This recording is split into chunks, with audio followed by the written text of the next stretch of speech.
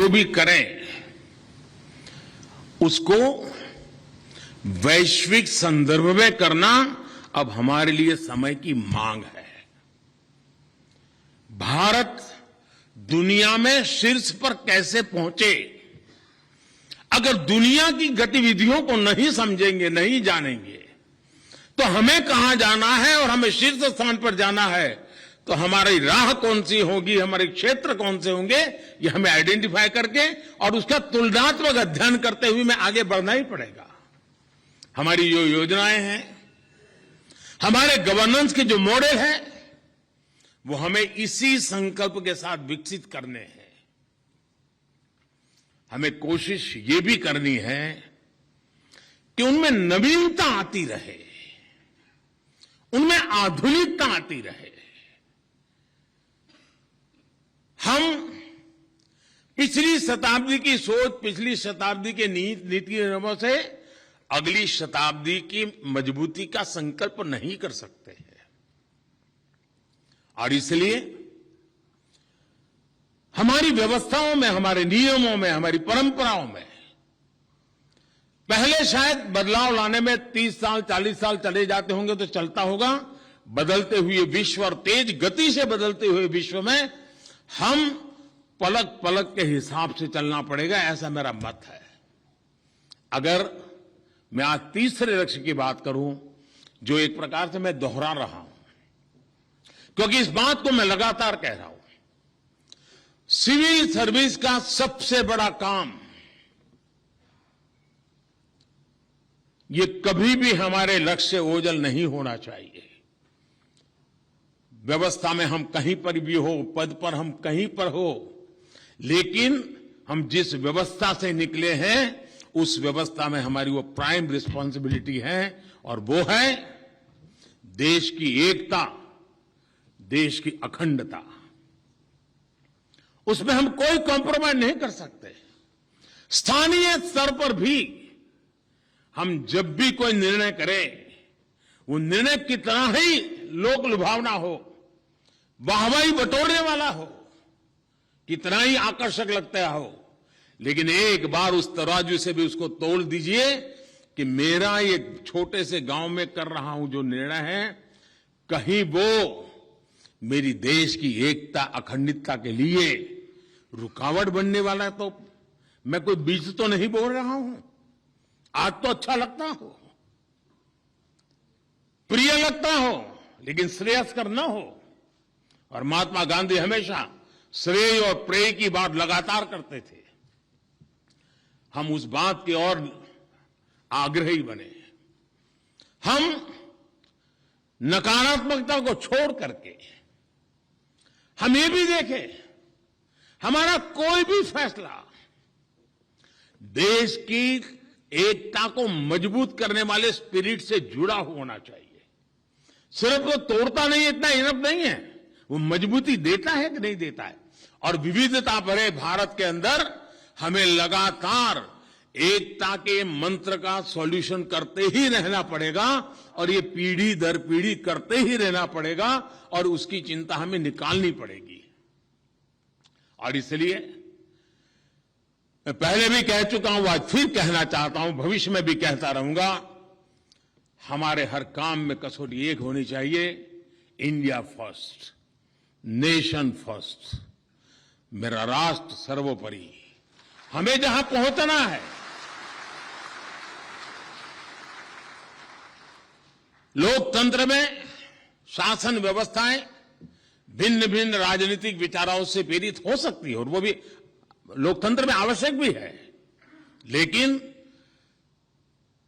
प्रशासन की जो व्यवस्थाएं हैं उसके केंद्र में देश की एकता और अखंडता और निरंतर भारत की एकता को मजबूत करने के मंत्र को हमने आगे बढ़ाना चाहिए।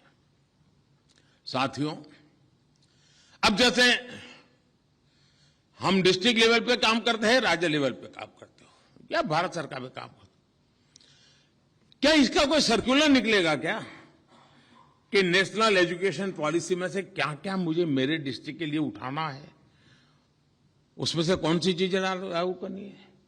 इस ओलंपिक के बाद देश के अंदर खेल कूद के प्रति जो जागरूकता आई है उसको मेरे डिस्ट्रिक्ट लेवल पर एक इंस्टीट्यूशनलाइज करके मेरे डिस्ट्रिक्ट से भी खिलाड़ी तैयार हो, ये नेतृत्व कौन देगा? क्या सिर्फ खेलकूद विभाग देगा कि पूरी टीम की जिम्मेवारी होगी? अब अगर मैं डिजिटल इंडिया की बात करता हूं तो क्या मेरे डिस्ट्रिक्ट में डिजिटल इंडिया के लिए मैं कुछ टीम बन करके सोच रहा हूं क्या? आज मार्गदर्शन करने के लिए कुछ करना पड़े ऐसी जरूरत है ही नहीं। अब जैसे आज यहां 2 कॉफी टेबल बुक का लॉन्चिंग हुआ, लेकिन इस बात को न भूलें कि ये coffee table book hard copy नहीं है, ई कॉपी है। क्या मैं भी मेरे जिले में, मेरे राज्य में ये हार्ड कॉपी के चक्कर से बाहर निकलूंगा क्या? वरना मैं भी बड़े बड़े थप्पे बना दूंगा और बाद में कोई लेने वाला नहीं निकलता है। हम बनाएं। अगर आज हमें देखने को मिला है कि भाई यहां ई कॉफी टेबल बुक बनाए, तो बेटा हम भी आदत डालें कि हम भी जरूरत पड़ेगी हम भी ई कॉफी टेबल बुक बनाएंगे। यानी ये चीजों को परकोलेट करने की हमारी जिम्मेवारी बनती है, उसको अलग से कहना ना पड़े। मेरा कहने का तात्पर्य यही है कि आज डिस्ट्रिक्ट को गाइड करने के लिए किसी व्यवस्था की जरूरत पड़े, ऐसी जरूरत नहीं है। सारी चीजें आज अवेलेबल है। डिस्ट्रिक्ट में किसी एक चीज में पूरा जिला अगर उठ करके खड़ा हो जाता है, अचीव कर लेता है, तो बाकी चीजों पर पॉजिटिव इंपैक्ट अपने आप आना शुरू कर जाता है। साथियों, भारत की महान संस्कृति की यह विशेषता है कि हमारा देश, और मैं बात बड़ी जिम्मेवारी के साथ कह रहा हूं, हमारा देश राज्य व्यवस्थाओं से नहीं बना है। हमारा देश राज सिंहासनों की बपोती नहीं रहा है, न ही राज सिंहासनों से यह देश बना है। यह देश सदियों से, हजारों वर्ष के लंबे कालखंड से उसकी जो परंपरा रही है, वो जन सामान्य के सामर्थ्य को लेकर के चलने की परंपरा रही है। आज जो भी हमने प्राप्त किया है वो जन भागीदारी की तपस्या का परिणाम है, जनशक्ति की तपस्या का परिणाम है, और तब जाकर के देश नई ऊंचाइयों को प्राप्त कर सकता है। पीढ़ी दर पीढ़ी के योगदान से समय की जो भी आवश्यकताएं थी उनको पूरा करते हुए, उन परिवर्तनों को स्वीकार करते हुए, जो काल बाह्य है उसको छोड़ते हुए, हम वो समाज है, हमें जीवन समाज है जिसने काल बाह्य परंपरा को खुद ने तोड़ फोड़ उठा करके फेंक दिया है। हम आंखें बंद करके उसको पकड़ करके जीने वाले लोग नहीं है, समयानुकूल परिवर्तन करने वाले लोग हैं। दुनिया में, मैं एक दिन, बहुत साल पहले की बात है, अमेरिका के स्टेट डिपार्टमेंट से मेरी बातें हो रही थी। तब तो मैं राजनीति में, मेरी कोई पहचान भी नहीं थी, मैं कोने में एक छोटा सा कार्यकर्ता था, लेकिन किसी कारण से मेरा कुछ विशेष संबंध रहता था, तो वहां मेरे से चर्चा चली। मैंने कहा दुनिया के अंदर कोई भी समाज, आस्तिक हो नास्तिक हो, इस धर्म को मानता है उस धर्म को मानता हो, लेकिन मृत्यु के बाद की उसकी जो मान्यताएं हैं उसके विषय में वो ज्यादा बदलाव करने का साहस नहीं करता है। वो वैज्ञानिक है नहीं है, उपयुक्त है कि नहीं है, समय रहते उसको छोड़ना चाहिए नहीं चाहिए, उसमें वो साहस नहीं करता है। वो मृत्यु के बाद की जो सोच बनी हुई, परंपरा बनी, उसे जकड़ के रखता है। मैंने कहा हिंदू एक ऐसा समाज है भारत का कि जो कभी मृत्यु के बाद गंगा के तट पर चंदन की लकड़ी में अगर जलता था शरीर, तो उसको लगता था कि मेरा अंतिम कार्य पुण्यता से हुआ। वही व्यक्ति घूमता इलेक्ट्रिक श्मशान गृह तक चला गया, उसको कोई संकोच नहीं आया। इस समाज की परिवर्तनशीलता की एक बहुत बड़ी ताकत का इससे बड़ा कोई सबूत नहीं हो सकता। विश्व का कितना ही आधुनिक समाज हो, मृत्यु के बाद उसकी जो धारणा है उसको बदलने का सामर्थ्य नहीं होता है। हम उस समाज के लोग हैं, इस धरती की एक ताकत है कि हम मृत्यु के बाद की व्यवस्थाओं में भी अगर आधुनिकता की जरूरत पड़ी तो उसको स्वीकार करने के लिए तैयार होते हैं। और इसलिए मैं कहता हूं कि ये देश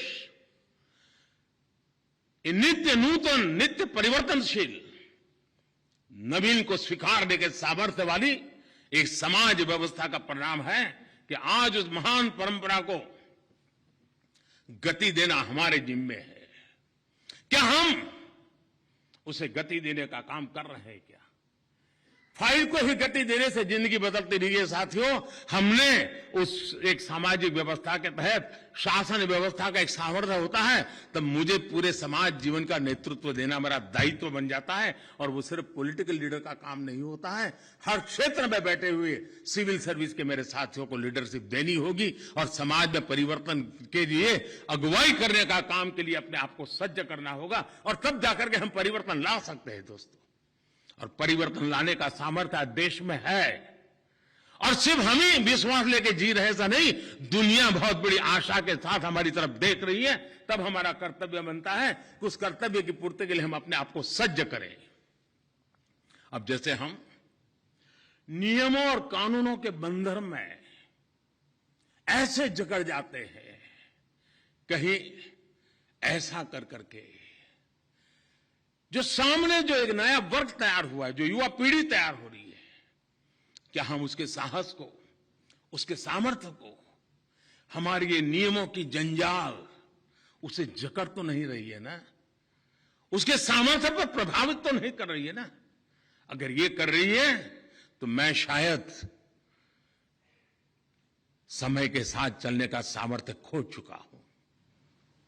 मैं उज्जवल भविष्य के लिए, भारत के उज्जवल भविष्य के लिए अपने आप के कदम सही दिशा में, सही सामर्थ्य के साथ चला सकूं, वो शायद मैं खो चुका हूं। अगर मैं इससे बाहर निकलता हूं तो मैं स्थितियों को बदल सकता हूं। और हमारे देश में आज भी देखा होगा, अभी आईटी सेक्टर दुनिया में भारत की जो एक छवि बनाने में अगर किसी ने शुरुआती रोल किया है तो हमारे आईटी सेक्टर के 20, 22, 25 साल के नौजवानों ने किया है। लेकिन अगर मान लीजिए हम ही लोगों ने उसमें अड़ंगे डाल दिए होते, कानून नियम में उसको जकड़ दिया होता, तो न मेरा आईटी सेक्टर इतना फला फूला होता, न ही दुनिया के अंदर उसका डंका बजा होता। दोस्तों, हम न थे तो वो आगे भी बढ़ पाए। तो कभी कभी हमें भी तो सोचना चाहिए कि दूर रह करके, ताली बजा करके, प्रोत्साहित करके भी दुनिया को बदला जा सकता है। आज हम गर्व कर सकते हैं स्टार्टअप्स के विषय में। 2022 अभी तो पहला क्वार्टर अभी पूरा हुआ है। 2022 के पहले क्वार्टर में 3 महीने के छोटे कालखंड के अंदर मेरे देश के नौजवानों ने स्टार्टअप की दुनिया में 14 यूनिकॉर्न की जगह प्राप्त कर ली। मित्रों, एक बहुत बड़ा अचीवमेंट है। अगर 14 यूनिकॉर्न सिर्फ 3 महीने के भीतर भीतर मेरा देश का नौजवान उस ऊंचाई को प्राप्त कर सकता है, हमारी क्या भूमिका है? कभी कभी तो हमें जानकारियां भी नहीं होती है कि मेरे डिस्ट्रिक्ट का नौजवान था और टियर 2 सिटी के कोने में बैठा हुआ काम कर रहा था, अब अखबार में आया तो पता चला, अरे वो तो यहां पहुंच गया है। इसका मतलब ये हुआ कि शासन व्यवस्था के बाहर भी समाज के सामर्थ्य की ताकत बहुत बड़ी होती है। क्या मैं उसके लिए पोषक हूं कि नहीं हूं? मैं उसको प्रोत्साहित करता हूं कि नहीं करता हूं? मैं उसे रिकॉग्नाइज करता हूं कि नहीं करता हूं? कहीं ऐसा तो नहीं भाई तूने कर लिया जो कर लिया, लेकिन पहले क्यों नहीं मिले थे? सरकार पर क्यों नहीं आए थे? अरे नहीं आया वही तो है, आपका टाइम खराब नहीं किया, लेकिन आपको बहुत कुछ दे रहा है, आप उसका गौरवगान कीजिए। साथियों, मैंने 2 चीजों का ही उल्लेख किया है, लेकिन ऐसी बहुत सी चीजें हैं। इवन कृषि क्षेत्र में मैं देख रहा हूं हमारे देश के किसान आधुनिकता की तरफ जा रहे हैं। शायद उनकी संख्या कम होगी, मेरी बारीक दृष्टि में, मेरी नजर में वो कहीं स्थिर हुआ है क्या? अगर साथियों हम अगर इन चीजों को करते हैं तो मैं समझता हूं बहुत बड़ा बदलाव आएगा। एक और बात मैं कहना चाहता हूं, कभी कभी मैंने देखा है कि सेफ खेलना ज्यादातर लोगों के स्वभाव का हिस्सा बन जाता है। अरे छोड़ो यार, चलो भाई, हमें कहाँ कितने दिन रहना है एक डिस्ट्रिक्ट में, तो 2 साल 3 साल बहुत हो गया, चले जाएंगे आगे। हुआ क्या, मैं किसी को दोष नहीं देता हूं, लेकिन जब एक एश्योर्ड व्यवस्था मिल जाती है, जीवन की सिक्योरिटी पक्की हो जाती है, तो कभी कभी स्पर्धा का भाव नहीं रहता है।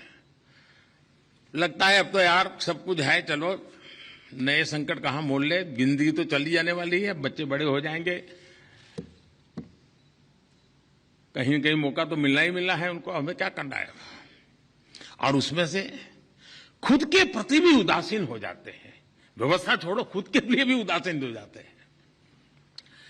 ये जिंदगी जीने का तरीका नहीं है दोस्तों। स्वयं के प्रति कभी उदासीन नहीं होना चाहिए। जी भर के जीने का आनंद लेना चाहिए और कुछ कर करके गुजरने का हर पल का हिसाब लेते रहना चाहिए, तब जाकर के जिंदगी जीने का मजा आता है। बीते हुए पल में मैंने क्या पाया, बीते हुए पल में मैंने क्या दिया, इसका लेखा जोखा करने का अगर स्वभाव नहीं है तो जिंदगी धीरे धीरे खुद को ही खुद से उदास कर देती है और फिर जीने का वो जज्बा ही नहीं रहता है दोस्तों। मैं तो कभी कभी कहता हूं कि एक सितार वादक और एक टाइपिस्ट, दोनों का फर्क देखा है क्या? एक कंप्यूटर ऑपरेटर उंगली को ही खेल करता है, लेकिन 45-50 की उम्र पहुंचते हुए कभी मिलोगे तो बड़ी मुश्किल से ऊपर देखता है। 1-2 बार बोलो तो सुनता भी नहीं है, बड़े आग्रह से कहो हां साहब क्या था। आधा मरी हुई जिंदगी जी रहा है वो, जिंदगी बोझ बन गई है। करता तो उंगली का ही काम है, टाइपराइटर पे उंगली ही घुमाता है, और दूसरी तरफ एक सितार वादक वो भी तो उंगली का खेल करता है, लेकिन उसको 80 साल की उम्र में मिलिए चेहरे पर चेतना नजर आती है, जिंदगी भरी हुई नजर आती है, सपनों से जीने वाला इंसान नजर आता है। दोस्तों उंगली के ही खेल दोनों ने गुजारे हैं, लेकिन ये चलते चलते मरता चला जाता है, दूसरा चलते चलते जीता चला जाता है। क्या ये बदलाव जिंदगी को भीतर से जीने का संकल्प हमारा होता है क्या? तब जाकर के जिंदगी बदली जाती है दोस्तों। और इसलिए मैं कहता हूं साथियों कि मेरी इस टीम में देश के हर कोने में लाखों मेरे साथी हैं, उनके जीवन में चेतना होनी चाहिए, सामर्थ्य होना चाहिए, कुछ कर गुजरने का संकल्प होना चाहिए, तभी तो जिंदगी जीने का आनंद आता है दोस्तों। कभी लोग मुझे पूछते हैं कि साहब थक नहीं लगते हो? शायद यही कारण है जो मुझे थकना नहीं देता है। मैं पल पल को जीना चाहता हूं, पल पल को जी करके औरों को जीने के लिए जीना चाहता हूं। साथियों इसका परिणाम क्या आया है? परिणाम यह आया है कि जो ढरा बना हुआ है, जो चौखट बनी हुई है, हम जहां भी जाते हैं अपने आप को उसमें ढाल देते हैं, और उसमें तो आपकी मास्टरी है अपने आप को ढाल देने में।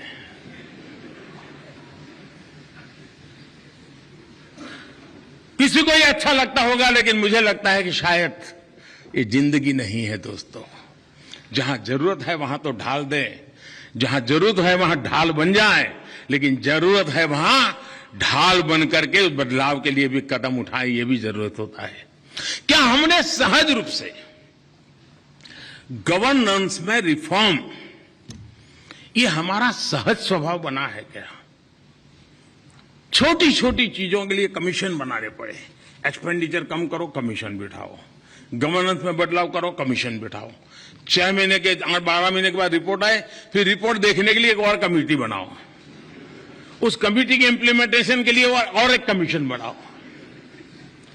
अब ये हमने जो किया है उसका मूल स्वभाव है कि हमने गवर्नेंस में रिफॉर्म, समयानुकूल बदलाव बहुत जरूरी होता है जी। किसी समय युद्ध होते तो हाथी होते थे, हाथी वालों ने हाथी छोड़ करके फिर घोड़े पकड़े, और आज न हाथी चलता है न घोड़ा चलता है, कुछ और जरूरत पड़ती है। ये रिफॉर्म सहज होता है, लेकिन युद्ध का दबाव हमें रिफॉर्म करने के लिए मजबूर करता है। हमें देश की आशा आकांक्षाएं हमें मजबूर कर रही है कि नहीं कर रही है। जब तक देश की आशा आकांक्षाओं को हम समझ नहीं पाते हैं, तब हम खुद होकर के गवर्नेंस में रिफॉर्म नहीं कर सकते हैं। गवर्नेंस में रिफॉर्म में नित्य प्रक्रिया होनी चाहिए, सहज प्रक्रिया होनी चाहिए और प्रयोगशील व्यवस्था होनी चाहिए। अगर प्रयोग सफल नहीं हुआ तो छोड़ते चले जाने का साहस होना चाहिए। मेरे ही द्वारा की हुई गलती को स्वीकार करते हुए मुझे नया स्वीकार करने का सामर्थ्य होना चाहिए, तब जाकर के बदलाव आता है जी। अब आप देखिए, सैकड़ों कानून ऐसे थे, मैं मानता हूं देश के नागरिकों के लिए बोझ बन गए थे। मैं जब 2013 में पहली बार प्रधानमंत्री पद के उम्मीदवार के रूप में मेरी पार्टी ने घोषित किया और मैं भाषण दे रहा था, तो दिल्ली में एक बिजनेस कम्युनिटी ने मुझे बुलाया था। चुनाव के 4-6 महीने अभी तो बाकी थे 2014 के। तो उन्होंने मुझे पूछा क्या करोगे। मैंने कहा मैं रोज एक कानून खत्म करूंगा, नए कानून नहीं बढ़ाऊंगा।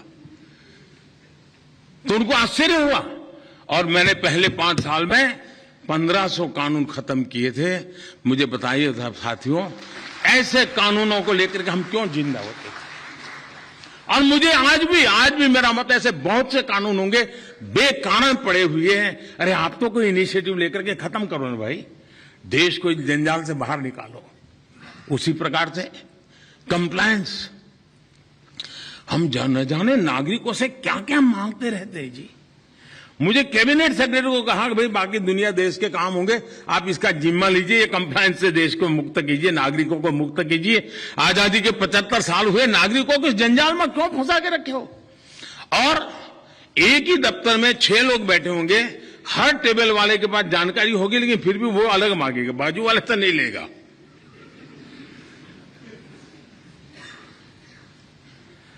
इतनी चीजें हम